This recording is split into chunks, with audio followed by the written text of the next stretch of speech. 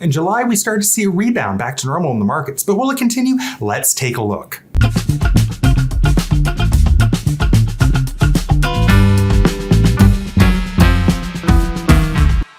Hi there, I'm Mike Salisbury, Portfolio Manager with Strong Private Wealth of Raymond James. As I just mentioned, July was a good month in the markets, despite some of the headwinds we faced. In the month of July, the S&P 500 was up 9.1%, the TSX Composite was up 4.6%, and the Canadian dollar appreciated against the US dollar by 0.85%. All S&P 500 sectors were in the green on the month, with consumer discretionary and tech sectors leading, with the slowest growers being consumer staples and healthcare.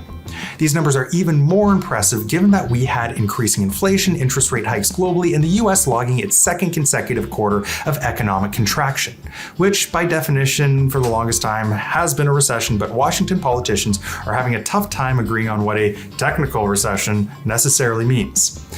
Even though, like I said, for the longest time, the definition has been exactly what just happened: 2 consecutive quarters of negative GDP growth. However, that doesn't necessarily mean the end of the world. We're starting to see some traction in the market, so we hope that if the powers that be deem this to be a recession, that it will be a mild one. However, we're still playing this recovery in a defensive nature until we see signs of it being a sustained recovery. There are many things we're paying attention to: China's continued zero COVID policies, the continued Russian invasion of Ukraine, and the continued systemic issues within the energy markets, as well as the sustained inflationary effects of COVID relief money and the inflation relief packages being passed by the governments, which, in my opinion, is kind of like throwing gasoline on a fire. In July, we saw some signs of a less tight job market, consumers are taking longer to pay their bills, and we're seeing slowdowns in several other areas of the economy, including, but not limited to, infotech deal cycles, consumer purchases, digital advertising, and the US housing market. And speaking of housing markets, ours domestically in Canada was affected by a full % rate hike in an attempt for our central bank to get ahead of and in control of inflation. Due to this interest rate hike, there was a further slowing to our housing market, with activity slowing 40% year over year, caused in part by interest rates doubling in that time.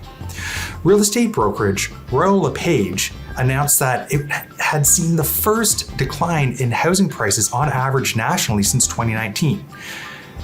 Anyway, anyone who was in Canada on July 8th will tell you how hard it was to do anything that day, especially if they were a Rogers customer like me, as the Rogers network in its entirety was completely shut down and due to an error in some system maintenance they were performing. National Bank says that the lost business activity due to this Rogers outage cost the Canadian economy $142 million. So whether or not you're a current client and you want to know how this affects your investments, please reach out to us, because our job is to help you live a life well invested. I'm Mike Salisbury, Portfolio Manager with Strong Private Wealth of Raymond James. If you like this video, please hit the thumbs up button, subscribe to our channel, and be sure to turn on notifications. Thank you for watching.